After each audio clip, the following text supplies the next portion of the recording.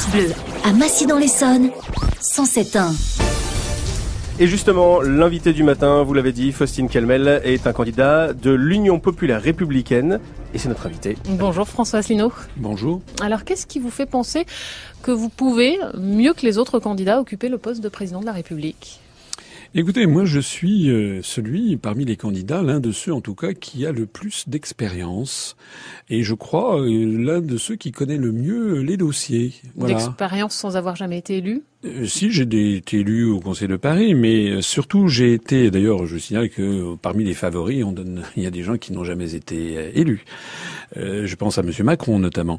Moi j'ai été pendant plusieurs années au cabinet du ministre de l'Industrie et du Commerce extérieur sous le gouvernement de Monsieur Balladur, et ensuite pendant plusieurs années dans le cabinet du ministre des Affaires étrangères du gouvernement Juppé sous la présidence de Jacques Chirac. Pendant 4 ans, j'ai donc ainsi fréquenté les allées du pouvoir et participé à des entretiens au plus haut niveau. Or, je rappelle que le président de la République, d'après notre Constitution, d'après l'article 5, est le garant de l'indépendance nationale.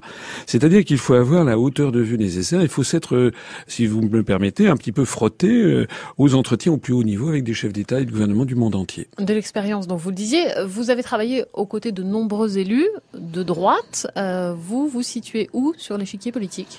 Alors, moi, je viens de la droite parlementaire. Ça n'est pas un mystère pour personne. D'ailleurs, je le revendique. Mais j'ai créé un mouvement politique le 25 mars 2007 pour appeler les Français à sortir de l'Union européenne, de l'euro et de l'OTAN. En faisant ça, vous imaginez que je me suis coupé des gens que je connaissais.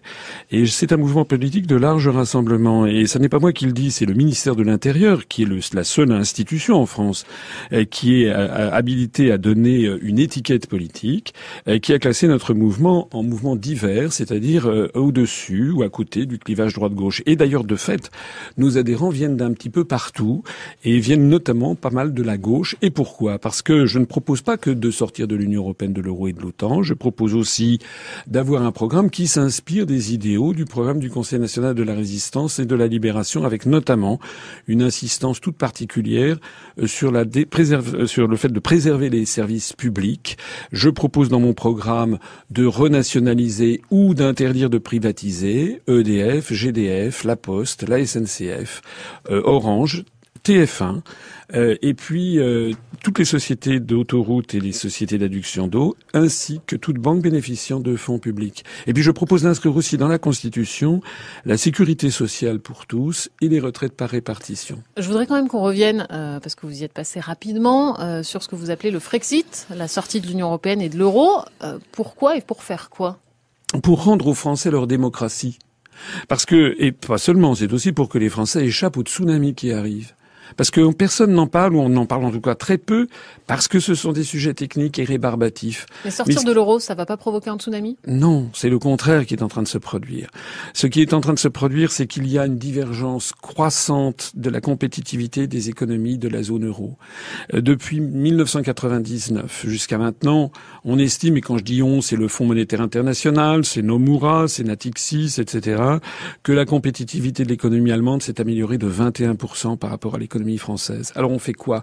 Eh bien, on a une monnaie qui est la même pour la France et l'Allemagne et qui est un peu entre les deux. Elle est sous-évaluée d'environ 15% pour l'économie allemande, surévaluée de 6% pour l'économie française. Ça veut dire quoi ? Ça veut dire qu'avant l'euro, normalement, le franc se serait déprécié progressivement par rapport aux marques, de telle sorte qu'on aurait maintenu notre compétitivité. Comme on ne peut plus le faire, eh bien, on a donc des déficits commerciaux géants, on a une monnaie trop chère et le chômage ne fait que monter. Je sais que c'est un petit peu compliqué, mais en sortant de l'Union européenne, de l'euro, et vous le disiez aussi tout à l'heure, de l'OTAN, est-ce que vous faites pas une France complètement isolée ? Non, ça fait partie. Sur le plan économique et international. Non, écoutez, nous avons là un voisin qui s'appelle la Suisse, qui est ni dans l'Union européenne, ni dans l'euro, ni dans l'OTAN, et qui est, selon le programme des Nations Unies pour le développement, l'un des pays du monde où l'on vit le mieux. D'ailleurs, les pays d'Europe occidentale où l'on vit le mieux, toujours... C'est un modèle très différent, le modèle suisse. Non, c'est pas si différent que ça. Vous savez, il y a des gens qui disent ils ne vivent que des banques. Non, ça n'est pas exact. Vous savez que c'est aussi une grande puissance industrielle et exportatrice. Nestlé, vous avez vu dans les magasins, on trouve des produits Nestlé. Nestlé, c'est un pays qui fabrique beaucoup d'horlogeries, qui fabrique des produits chimiques, etc. C'est un pays qui est très ouvert sur le monde. Et c'est un pays qui a gardé son indépendance nationale. Moi, ce que je veux pas du tout fermer la France sur elle-même. J'explique, je l'ai déjà expliqué plusieurs fois, il y a 6653 traités bilatéraux ou multilatéraux qui relient la France au reste du monde. Et je propose d'en dénoncer 3. C'est-à-dire qu'on restera lié à 6650 traités après être sorti de l'Union européenne. On restera à l'ONU, au Fonds monétaire international, à la Banque mondiale, etc. C'est une erreur de croire que la France se refermerait sur elle-même. C'est faux. Au contraire. Très rapidement, François Asselineau, vous avez obtenu moins de 1% des voix, votre parti, aux dernières élections européennes régionales. C'est quoi votre objectif sur ce scrutin? Moins de 1%, c'était déjà pas mal de faire près de 1% des suffrages avec 190 000 électeurs au régional de 2015. C'est toujours plus que M. Macron qui, pour l'instant, a obtenu... Il s'était pas présenté. Donc. Oui, non, mais justement, il a obtenu 0 voix. Donc nous, on a fait près de 1% des suffrages, ce qui n'était pas mal puisque qui nous connaissait? Il y avait peut-être 2% des Français qui nous connaissaient. Et votre objectif? Là, en fonction du nombre de Français qui vont nous connaître, et je pense que ma notoriété est en croissance verticale, je le vois quand je me promène dans la rue, je suis abordé très souvent, je pense, très honnêtement, je fais pas un effet d'annonce, mais je pense que je vais faire un score qui va surprendre.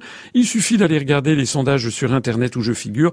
Je fais des scores qui sont assez spectaculaires. Bon, eh bien, nous verrons ça. Merci beaucoup, François Asselineau, candidate de l'Union populaire républicaine, d'être passé ce matin par France Bleu, et bonne journée. Merci.